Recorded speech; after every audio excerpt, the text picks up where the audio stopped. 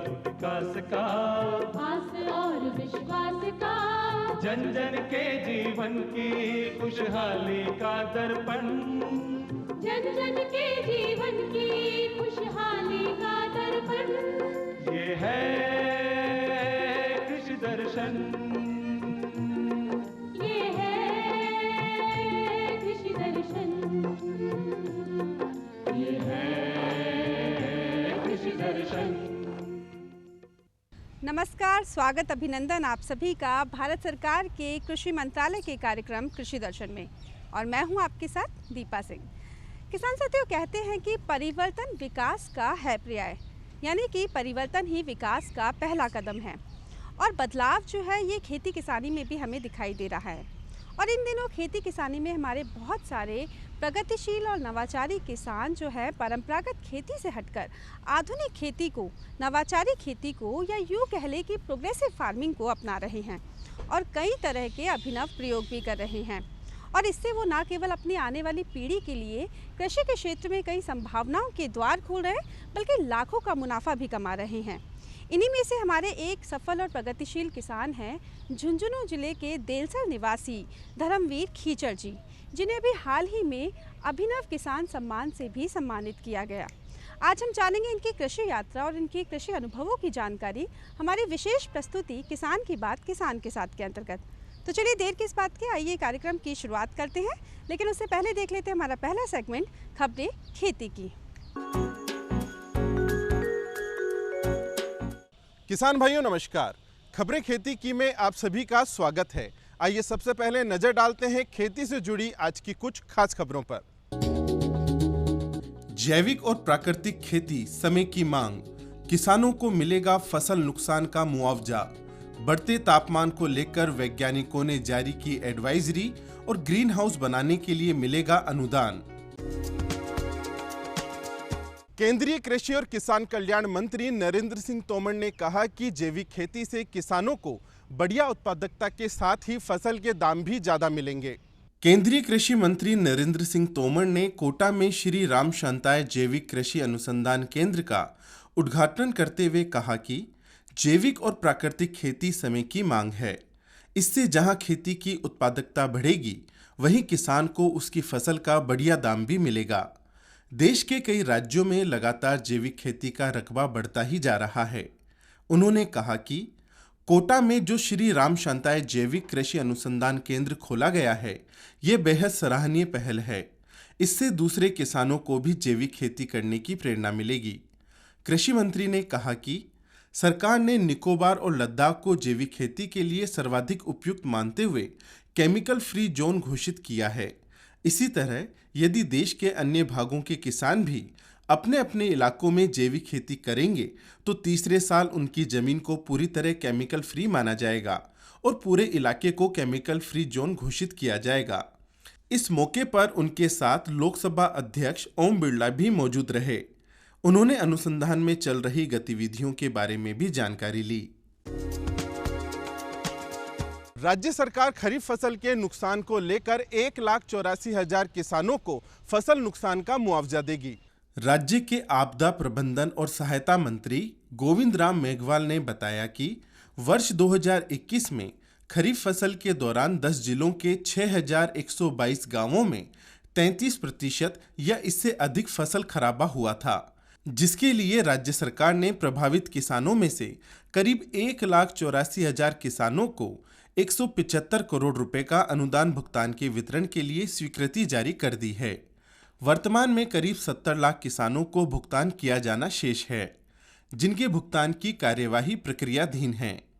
गौरतलब है कि पिछले साल किसानों को अधिक बारिश, बाढ़ और सूखे के चलते काफी नुकसान हुआ था, जिसके बाद किसानों को हुए इस नुकसान की भरपाई के लिए राहत राशि देने की घोषणा की गई थी। ऐसे किसान जिनका फसल बीमा था, उन्हें फसल बीमा योजना के तहत, और जिन किसानों का बीमा नहीं था, उन्हें भी सरकार द्वारा मुआवजा दिया जाएगा। वहीं बाड़मेर जिले के सूखे से 16 तहसीलों में फसल खराबा होने के कारण अभावग्रस्त घोषित किया गया है, जिससे करीब 5.5 लाख किसान प्रभावित हुए थे। प्रभावित किसानों को कृषि अनुदान भुगतान दिया जाएगा। बढ़ते तापमान और लू को देखते हुए पूसा के कृषि वैज्ञानिकों ने किसानों के लिए नई एडवाइजरी जारी की है। भारतीय कृषि अनुसंधान संस्थान पूसा ने गर्म हवा और लू चलने की संभावना को देखते हुए किसानों के लिए एडवाइजरी जारी की है। संस्थान के कृषि वैज्ञानिकों ने कहा है कि किसान आने वाले दिनों में लू और तापमान बढ़ने की संभावना को ध्यान में रखते हुए सब्जियों की नर्सरी, जायद फसलों तथा फलों के बगीचों में हल्की सिंचाई नियमित अंतराल पर करें। नर्सरी और पौधों को लू से बचाने के लिए अवरोधकों के उपयोग की सलाह दी जाती है।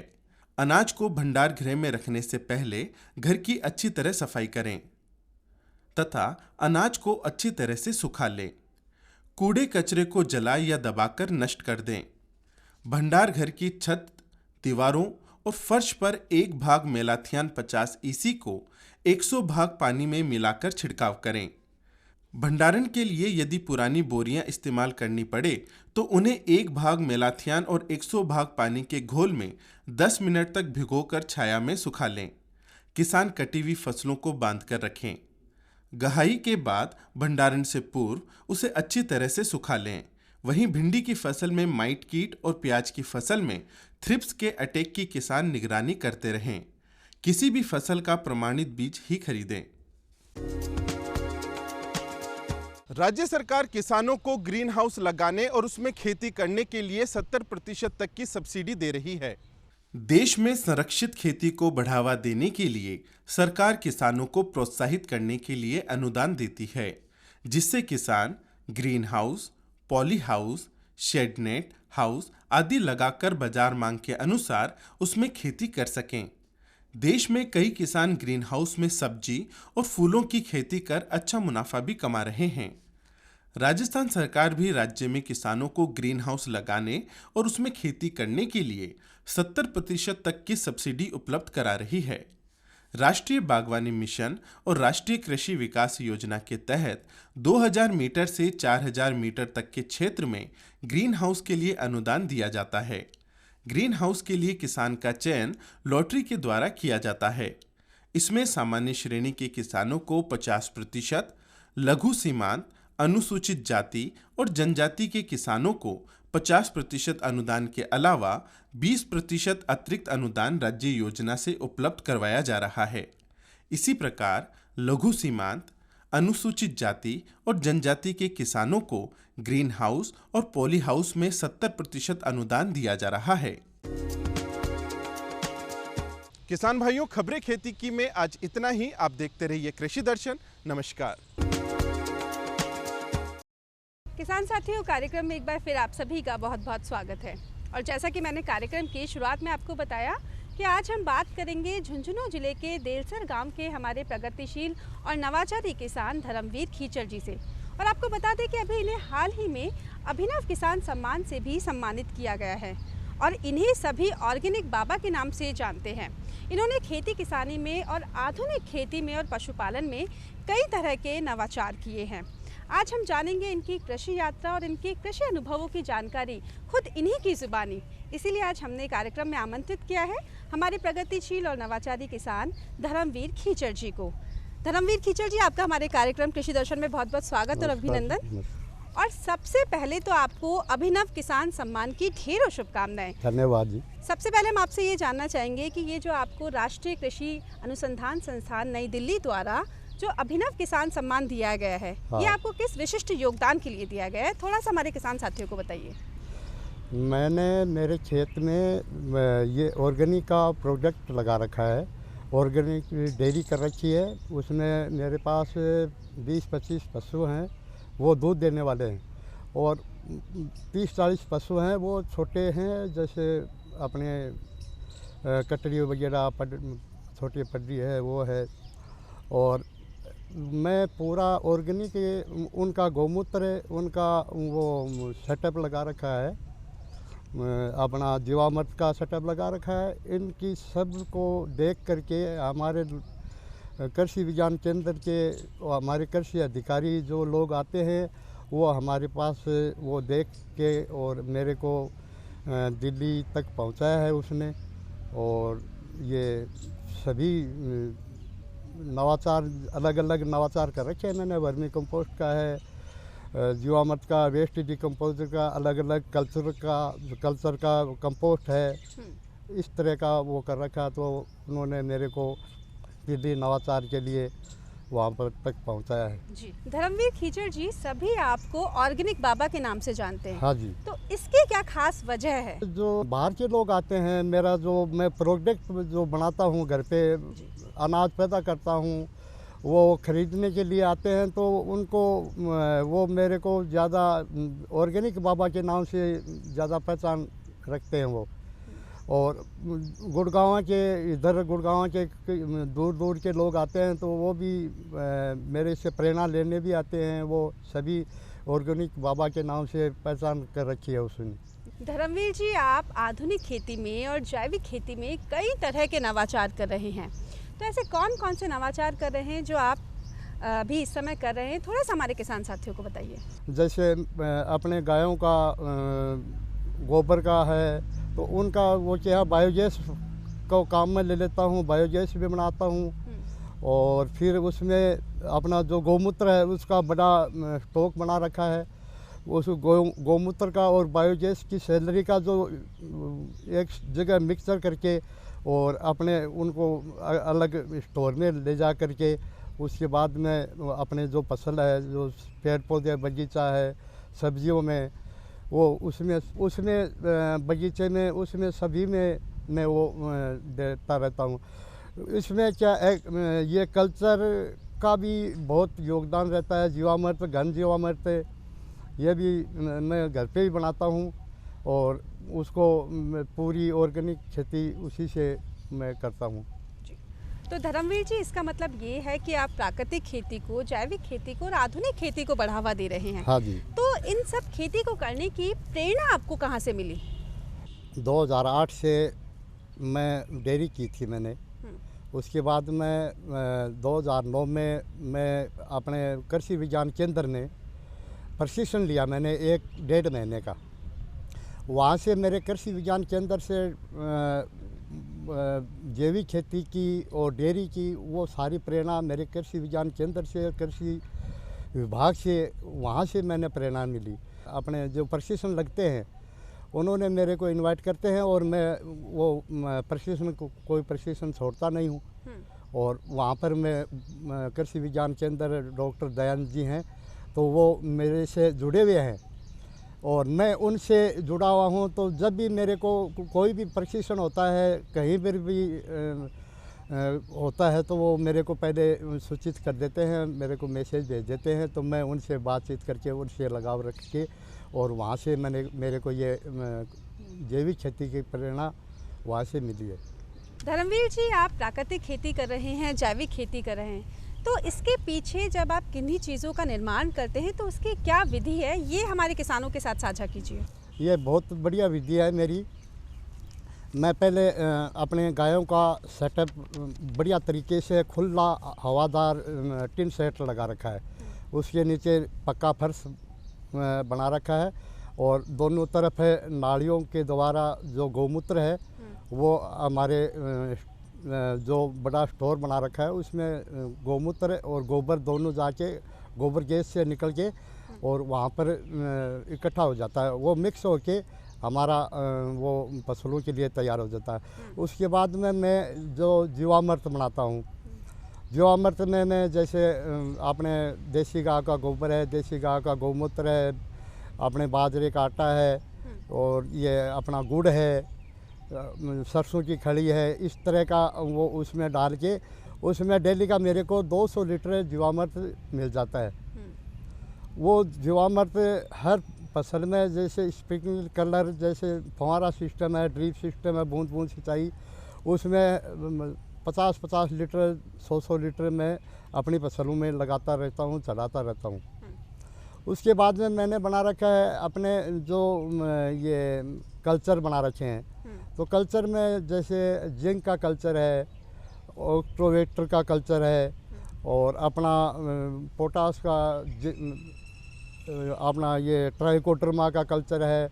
इनका अलग अलग कल्चर अलग अलग ड्रमों में तैयार करके और वो जैसे भी फसल को जो ज़रूरत पड़ती है, जैसे जिंक की ज़रूरत पड़ती है तो जिंक का जला देते हूँ, पोटाश का ज़रूरत पड़ता है तो पोटाश जला देता हूँ। और जिस फसल में जिस माइक्रो न्यूट्रिएंट की ज़रूरत पड़ती है वैसा ही माइक्रो न्यूट्रिएंट मैं घर पे बना के और अपनी फसलों में, अपनी सब्जियों में, पेड़ पौधों में, बगीचों में वो मैं चलाता रहता हूँ।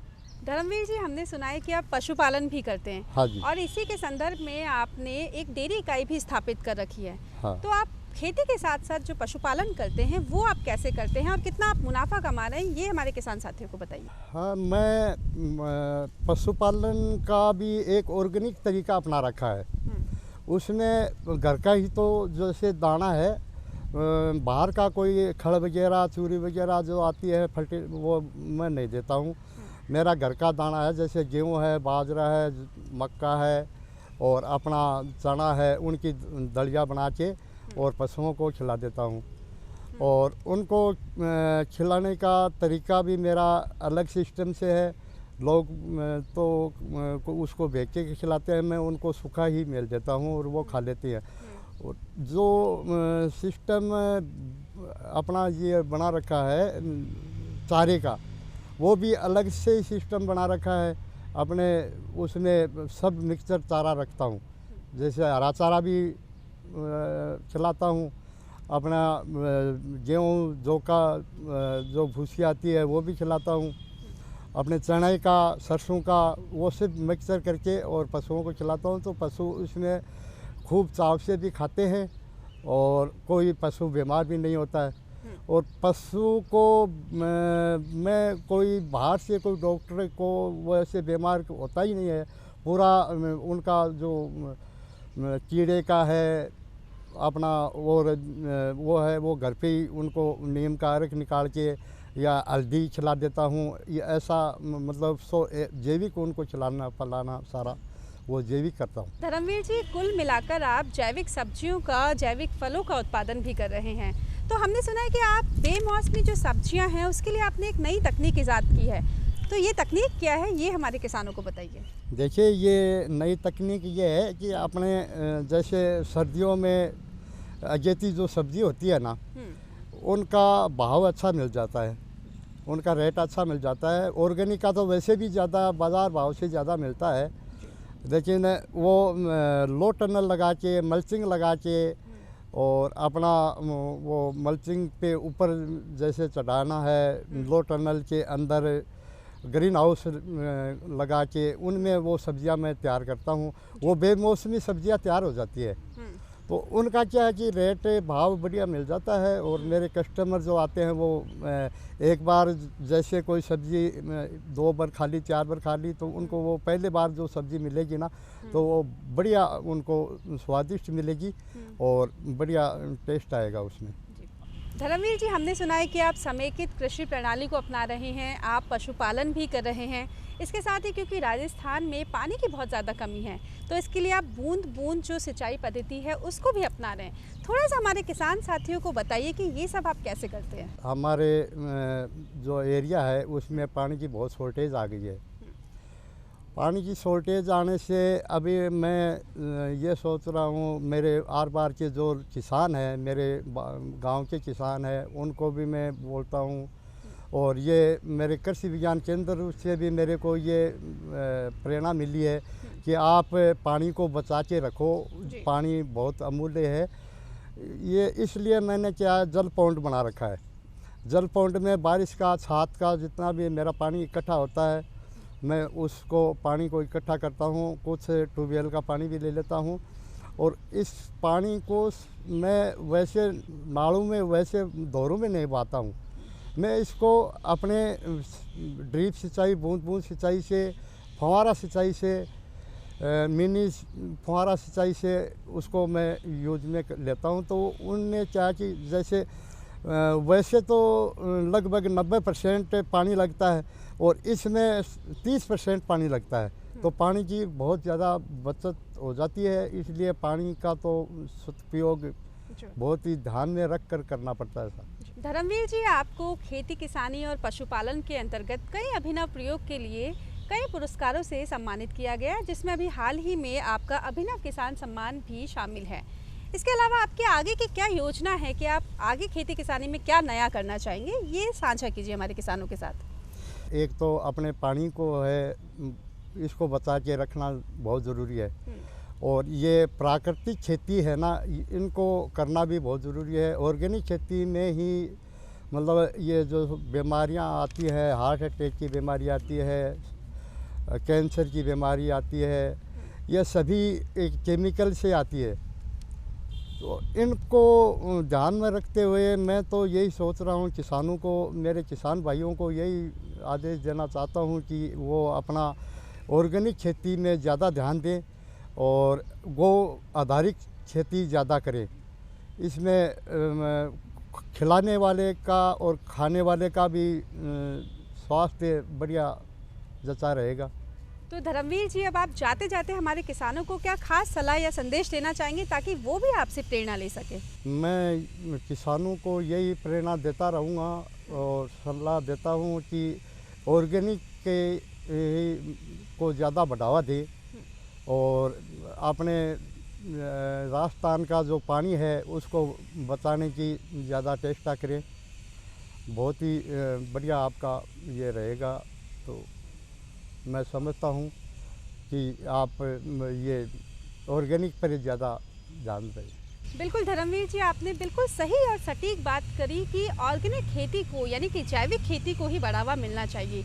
और अभी हमारी सरकार का भी यही लक्ष्य है कि हमारे जो किसान हैं वो आधुनिक खेती को करे, ड्रोन की खेती को करे, जैविक खेती को करे, ताकि मानव स्वास्थ्य को भी जो है संभाला जा सके। धर्मवीर जी, आप हमारे कार्यक्रम में आए और आपने ढेर सारी जानकारियों से हमारे किसान साथियों को लाभान्वित किया। आपने अपना अमूल्य समय हमारे लिए निकाला, हमारे किसान साथियों के लिए निकाला, इसके लिए आपको बहुत बहुत धन्यवाद। तो ये थे हमारे ऑर्गेनिक बाबा के नाम से प्रसिद्ध हमारे नवाचारी और प्रगतिशील किसान, जिन्हें भी हाल ही में अभिनव किसान सम्मान से भी सम्मानित किया गया, झुंझुनू जिले के देलसर गांव के निवासी धर्मवीर खीचड़ जी। हमें उम्मीद है कि आप भी हमारे आज के प्रगतिशील किसान धर्मवीर खीचड़ जी से प्रेरणा लेंगे और आगे बढ़ेंगे और खेती किसानी में नई नई उपलब्धियों को हासिल करेंगे, खेती किसानी में नए आयाम को हासिल करेंगे, नया विस्तार देंगे। आपको हमारा आज का यह कार्यक्रम कैसा लगा, आप हमें पत्रों के माध्यम से बता सकते हैं। और पत्र लिखने के लिए हमारा पता है कार्यक्रम कृषि दर्शन, डीडी राजस्थान, दूरदर्शन केंद्र, जयपुर। और किसान साथियों, अगर आप हमें पत्र ना लिख पाए तो आप हमें ईमेल भी कर सकते हैं। हमारा ईमेल आईडी है krishidarshanjaipur@gmail.com। और हमेशा की तरह हमें रहेगा आपके पत्रों और आपके ईमेल्स का इंतज़ार। तो आज कार्यक्रम में फ़िलहाल के लिए बस इतना ही। लेते हैं आपसे आज्ञा, लेकिन इसी के साथ कि हम मिलेंगे एक नए विषय के साथ और खेती किसानी की एक नई जानकारी को लेकर आपके अपने कार्यक्रम कृषि दर्शन में। तब तक के लिए नमस्कार।